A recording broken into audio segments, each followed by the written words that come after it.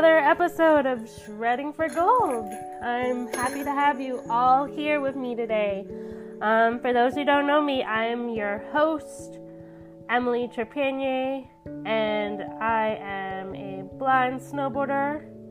And this episode, this podcast is called Shredding for Gold. Before we get started with episode 6, I would like to remind you that you can listen to this podcast on Apple Podcasts. You can also ask Google to play the Shredding for Gold podcast or any one of your lovely assistants. So Google, Alexa, whatever you have out there for your assistant, you can ask her to play the Shredding for Gold podcast, and they will play it for you.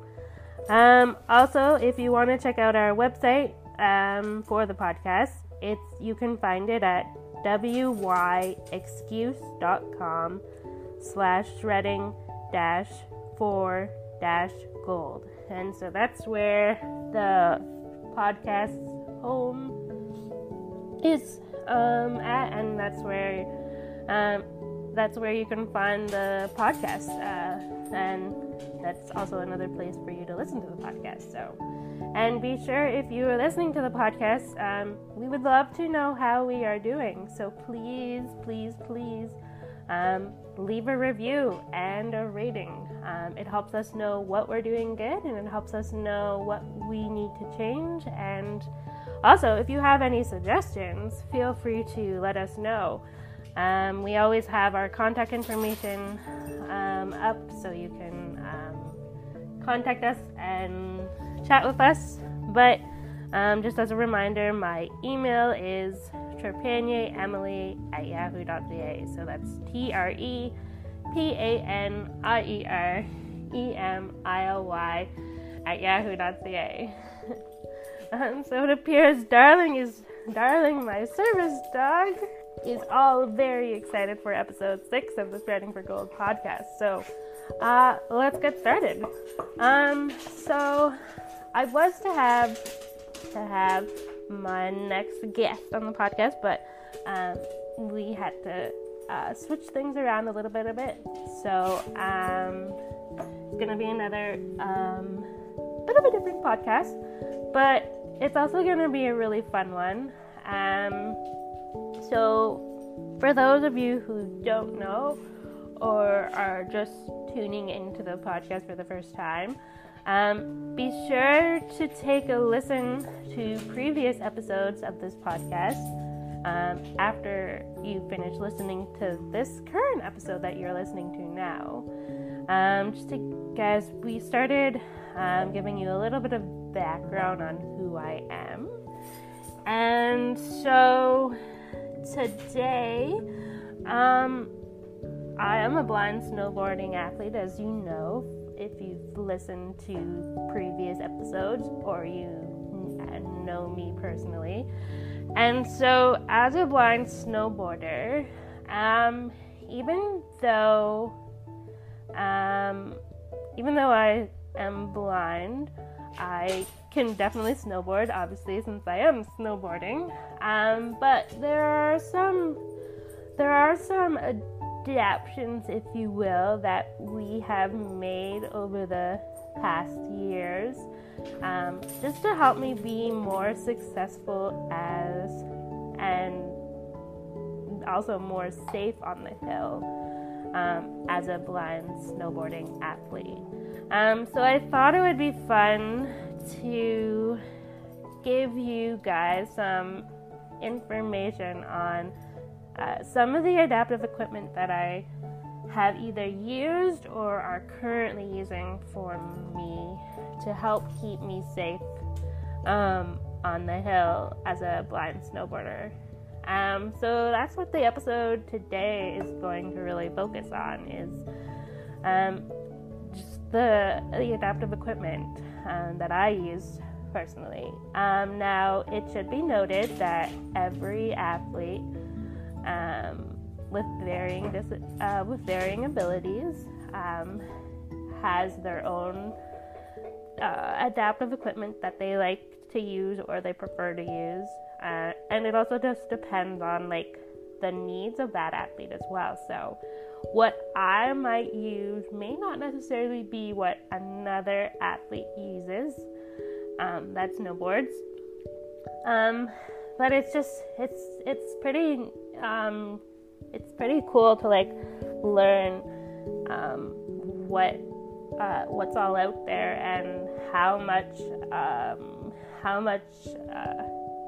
technology has come, and even like adaptive gear, how much it has come in the last few years.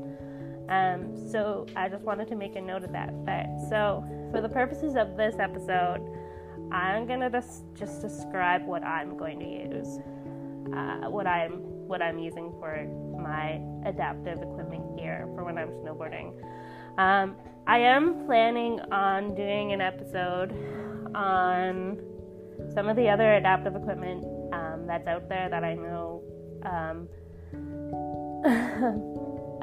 Some of the other adaptive equipment that people are using out there as well, that I've either heard or from like talking to them, or just from like researching as well. So I do plan on doing an episode to talk about that. But for this episode and for the purpose of this one, it's gonna go into more specific details on the adaptive equipment that I'm using. So I think it's good to like, so I've been snowboarding for 10 years now and racing for 6 years. So I think it's good to start off what I was first using for adaptive equipment when I first started. So when I first started,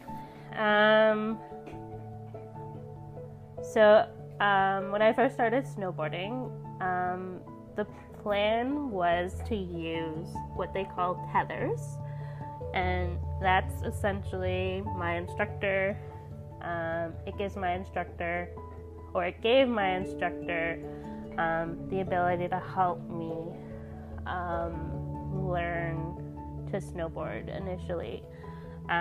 So it helps like let them be closer to me, and it also helps them to make sure that I'm staying safe while I'm learning to snowboard. So the tethers, they go on, so there's a few different types of tethers, but the tethers that I remember using were ones that went on my binding, and then the instructors would, I think they were either, I want to say they were behind me or beside me. I think they actually moved around, depending where I was on the hill. And so they were connected to my boots/bindings, and also the instructor held on to them as well. So they were super close. They could stop me if they saw that I was getting into any trouble, and it was meant to be a really good learning tool to help me learn to snowboard. So originally it was supposed to be used for a few sessions since I was first starting out as a snowboarder. And so we started using it on my first session, and after an hour we abandoned the tethers, just because it was causing a lot more, it just wasn't working for me. And sometimes it works and sometimes it doesn't. It really just depends on the person. I was finding it was being more of just getting super frustrated because I kept running over the tethers, and it just wasn't working.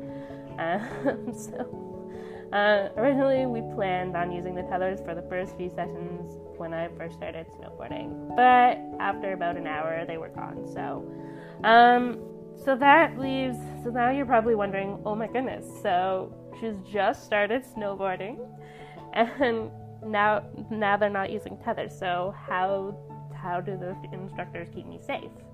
Well, it was actually pretty fun. So obviously, when I first started snowboarding, I wasn't on any of the big hills. I was on what they call the bunny hills, so the mini hills, when I first started snowboarding. So very controlled, and I had an instructor.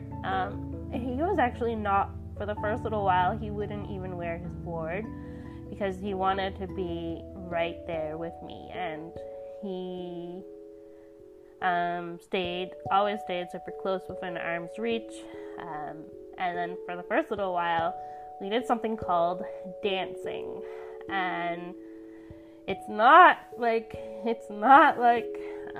dancing like you would do at, like, say, a dance party.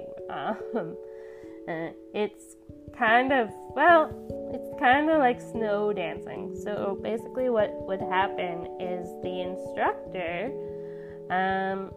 sometimes would wear his snowboard, or sometimes they wouldn't wear their snowboard, and they would be literally right beside me and like facing towards me and holding both of my hands usually, and sometimes it was only one hand, but most of the time it was two hands that they were holding, and we would basically dance, I guess you would call it, down the hill. So they would still be doing all the turns and everything, but my instructor was right there and was like practically like doing almost the same thing that I was doing, except I think it was opposite. I think it's the opposite that they do it. So, because obviously they're like facing me, so they have to like mirror what I'm doing, but it's obviously it's opposite. So they would use that a lot, especially when I first started snowboarding. And so it was kind of really neat. It kind of reminds me, if you are familiar with like how like synchro swimmers look in the pool, they kind of like they're doing like the exact same thing as each other. So it's kind of neat. It's kind of like a neat strategy to use for learning to snowboard. And so, as I said, we use it a lot, especially in the beginning when I first started learning to snowboard. And then every so often it's still used to like teach me like different like techniques that they're trying to teach me. Different techniques. It just makes it a little bit easier to learn the techniques if the instructor's right there and able to like walk me through it and like help me get through it. So and then also so the instructor can hold hands, and we also actually use something very similar to a hula hoop. So as I started getting a little bit more comfortable and starting to learn, we started using a hula hoop. So still the instructor was super close by, but it gave me a little bit more distance and a little bit more room to move around a little bit more, without like having the instructor like super close. They were still super close, obviously, and they could still like help me out and stop me if I got in trouble or anything. But it just, the hula hoop was like the next step up, if you will. And that's really fun. That one actually worked out really well, and we've used it still. Actually, I think I used it when I was learning my first. I was learning how to edge. Actually, I think we used it again, the hula hoop dancing, and then we did some dancing with that. More about that later. But yeah, so the hula hoop was essentially the next step up to not holding hands, but just like being still close enough, but still giving me some distance and a little bit more independence. So so we have the tether, we have dancing, and then hula hoop dancing technique, so that's fun. Another piece of adaptive equipment that I started using pretty early, I would say, probably even when I even used it when I was skiing, actually, bright neon orange vests. So mine says Blind Rider on it, and then my guides would wear similar bright neon orange vests, but theirs obviously would say guide on it. And so there's some people out there who don't like wearing them, but for me personally, and honestly it's a personal choice, and I respect those people who don't want to wear them. Personal choice, totally. But for me personally, I feel so much safer having my orange vest on, and because it identifies to people that I'm blind. So hopefully they will give us all a little bit more room, and hopefully they will try to be a little bit more cautious when they are going past me. Now they're not 100% effective, because I have had a few instances where people have cut me off or cut off my instructors because they were either going way too fast, or they were out of control, or they just, for whatever reason, they didn't notice me. But I honestly am very thankful that I discovered the bright neon orange vest, because it just makes me feel a bit more comfortable and safer on the hill, because then without the orange vest, people would just assume that I'm just a normal snowboarder who can see fully, where in actual fact I don't really see on the hill. So having those vests, they've definitely been super helpful, and I actually use my vests not only on the hill, but also when I am stand-up paddleboarding in the summer months, and also when I'm just like out in the community, just so people can know that, just so people that know that and are aware that I'm blind. So, and it just helps me feel a little bit safer. And if I ever was to get like lost, which I have, it's easy to tell someone, hey, I have a bright neon orange vest on that says blind person on it. Say, for example, if I'm wearing my walking vest out in the community and I'm lost somewhere, it's very easy to just to like tell that person, and everyone that I've like gotten, a lot of like, there's been a lot of positive responses about my the vests and stuff, and I've actually been able to like refer a lot of people to getting their own night bright neon orange vests. So really amazing company. I have to give a shout out to Amy at Are You Seeing Reflective? I am so happy I found her. Found her and the company through a mutual friend of ours. But Amy from Are You Seeing Reflective, she makes these amazing custom neon vests. She will work with you. She will make whatever you need. She will make it for you, and she does such a good job with them. I have so thankful to have her on my support team, and very thankful to have found Are You Seeing Reflective uphill. They also have a lot of different other things, so I will definitely make sure that link for the company is in the podcast description so you guys can check it out.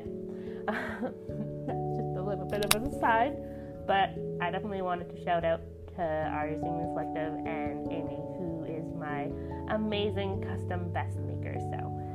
So yeah, going back, I do use my custom vest on the hill to keep me safe. And also so the big piece on the hill for me is also communication. So we use headsets to communicate with me and my guides. So originally, when I first started, we didn't have any headsets. So my guides would have to literally yell out while we were going down the hill. They are obviously beside me going down the hill and giving me like instructions and stuff, but they would have to like yell out instructions, and sometimes I could hear them, and sometimes it got really, really loud, so I couldn't hear them. So in that case, I would just stop and wait until I could hear them again, or whatever. So that was a struggle, because not being able to hear your guides and being blind while flying down a hill, you can see how that could be a disaster in the making. So in the beginning, we didn't have headsets, and then we started doing research. When I was in the London Track 3 program, we started doing research because there was a bunch of us who were like, we could really use headsets going down the hill because the snow sometimes gets really, really loud. So it kind of became a safety concern, because there were a few times where I didn't hear my instructors and I was just flying down the hill, and suddenly I found myself in a fence, or other people, they were getting injured because they too couldn't hear their instructors. So we started doing some research to find hill headsets. First ones, it took a little while to find the headsets that I used for a few years. But ultimately we found AirTech headsets, and I will also link that link into the podcast details. And those were like your traditional headsets, and it had like a little box, if you will, that you would like hook the headsets in, and they fit underneath the helmet. It wasn't super comfortable underneath the helmet, but they did the job. So we would put them underneath our helmet, and we would use a hat, like a little bit of a thicker hat, and then would wear them underneath the helmet, and they were two-way headsets. So suddenly using those, there was so much more communication that could happen on the hill, because now we could talk back and forth. So, and you didn't have to press a button or anything to activate the headsets or anything. As soon as you started talking, the other person could hear you. So getting the hill headsets, definitely I would say was a game changer for me for like confidence and comfort level.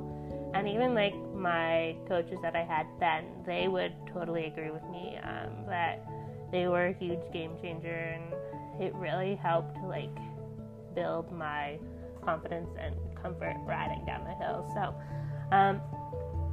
So I used the AirTech M40 headsets for quite a few years actually, and then at a race camp in 2019, I want to say, I discovered the Uclear helmet headsets, and those are really neat because they're not like traditional headsets like the AirTech ones. They are just they're little speakers that go into the pockets of your helmet, and then there's a little like box that you like connect the speakers to, and it's like there's a piece that you can like connect it to the helmet, and so you no longer had the traditional headsets underneath our helmet. So that was nice because the AirTech ones, as amazing as they were, they tended to make our ears sore. So I discovered these Uclear headsets at the race camp, and I literally fell in love with them. I was still using at the time my EarTech headsets, so I didn't want to get them right away, but it was definitely something on my radar that I was looking into, because I knew that eventually my EarTech headsets would have to be upgraded. So that was a really cool discovery. And as it turns out, the next season in 2020, my one EarTech headset ended up breaking. So it was time to get the Uclear headsets, and those have been amazing.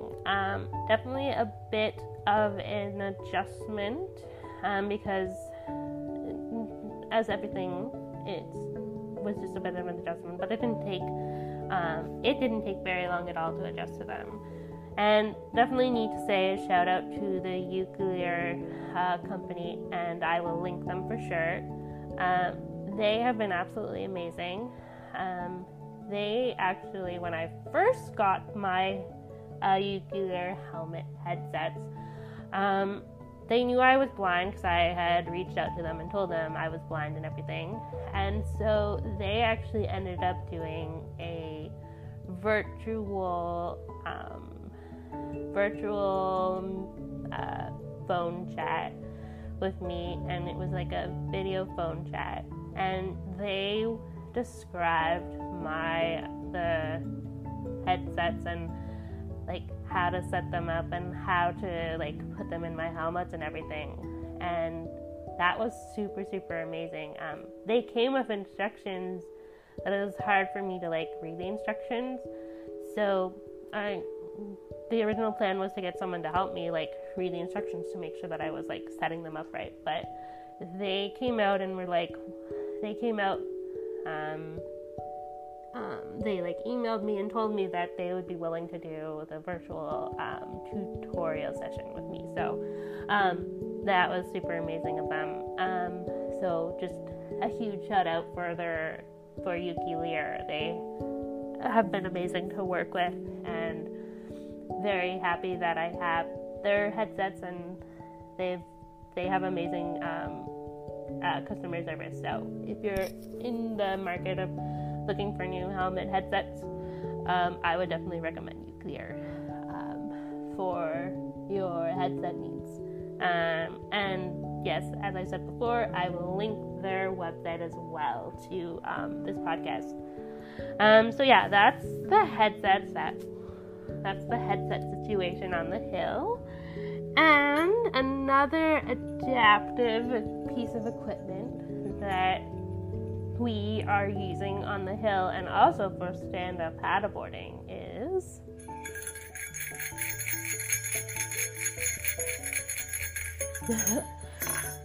if you can believe it, those are actually bear bells.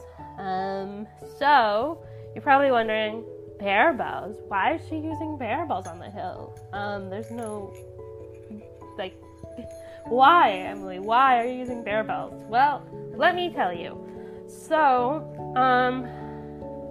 as you know, I am stand-up paddleboarding as my cross-training sport. So, one of the things that we started using pretty much as soon as I started stand-up paddleboarding are bear bells. And that's because my instructors are really good about talking and like giving me like verbal instruction and everything and all that. But sometimes it's nice to be able to, if your instructor like or your guide or whatever isn't talking, you can use something like a bear bell because it's an audible sound that you can use, and so it's easier to like follow where your guide is. So you can use it for like self-guiding. So that's what we've been using it for at stand-up paddleboarding over the years, perfecting like self-guiding and like knowing where my instructors / guides are if they're not talking. So it's another option to like for guiding purposes, so that, and it helps like the guide save their voice. They don't have to like give as much instructions, because suddenly I can listen to the barbells and, oh, they're over there, so I know to go over there. So that's kind of what we're using it for the hill too, and also for self-guiding on the hill, but also when we're going through turns and stuff, it's sometimes can be tricky to explain the turns. So being able to hear the barbells, I can follow them and follow my guide a little bit easier going through turns and stuff. So it just gives me a little bit more independence on the hill, but still my guides are obviously still there.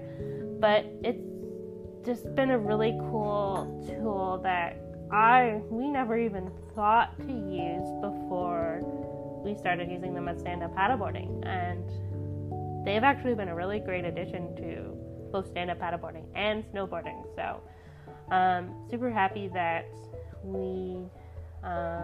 I learned about this tool through one of my stand-up paddleboarding friends. So thank you, Erin, for suggesting that.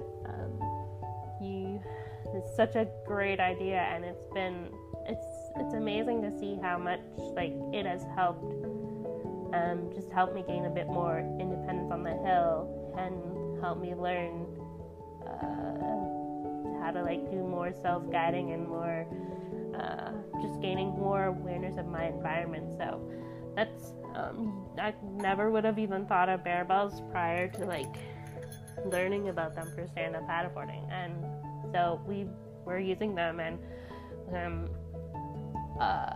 many people have asked us, they've stopped us on the mountain and asked us about the barbells, and because they weren't really sure what they were being used for at first, and then when we explained to them that why we're using them, they're like, oh, that's such a great idea. So they've actually said that they were going to bring it back to their group because they thought it might be helpful for some of their students. So super cool that such a small little tool, and you wouldn't ever think of using barbells for that, but they're definitely a big staple for my training on the hill and on the ocean. So yeah, tethers, vests, headsets, barbells. Do I have any other adaptive equipment? So for those of you who are snowboarders, you'll understand this a little bit better, but I'll try to explain it to you for the non-snowboarders. So on my snowboard, the snowboard is, so my feet are attached to my snowboard through bindings. So they're strapped in. They go into a one spot and they're strapped in. So that's for bindings. But also to if for whatever reason my feet were to get unstrapped from the bindings, they have something called a leash on a snowboard. So that's the leash is connected to the snowboard, the snowboard binding, and also it's connected to part of my snowboard boot when my snowboarding boots are clipped into my snowboarding, clipped into my snowboard. So for me, I was struggling in the beginning to use the traditional clip on the leash that they have on the snowboard. It's just because it was super tiny, so it was really hard for me to see and use. So we're actually using a small carabiner on my snowboard, and it's such a simple little tool that you can get basically in any outdoorsy sport store and use it on your snowboard, and that's helped out a lot. And they're super strong and super durable, so it's not like it's gonna break off easily or not. So that's another just small little thing. It's just small little tools that are out there that never would have thought before that those could be used for that. But it's over the years I've gotten to learn different different things as I've done my research and speaking with people different things that I can use. So, but yeah, that's some of the adaptive equipment that I personally use when I'm snowboarding and stand-up paddleboarding. But yeah, so yeah, that's all I have for now. It's been a very busy week again here. Winter is getting closer. I heard this past week and the week before that they've already had some snow on the mountains, and I've actually seen some pictures of snow on the mountains, so that's very, very exciting. Winter is going to be here before we know it, and it was also race team registration weekend, so I've got the first part done, and I'm just waiting to do the second part now. So very exciting times, and preseason training continues to go well, and we are getting ready and gearing up for a very busy winter season. Very excited to get back on snow, and very excited to meet everyone in the new race team that I'm going to be a part of this year. So yeah, that's it for this episode, folks. This has been super exciting. I hope you have learned something from this episode. Let us know how we're doing, and be sure to rate, review, let us know what we're doing good, let us know what you want to change. If you also have any suggestions for us for future episodes, we would love to hear from you. Again, we'll leave out the contact information so that it's easy to get a hold of us, either myself or my amazing podcast producer, Maxwell Ivy Jr. I guess that's another shout out for Max, but you can never shout out enough, right?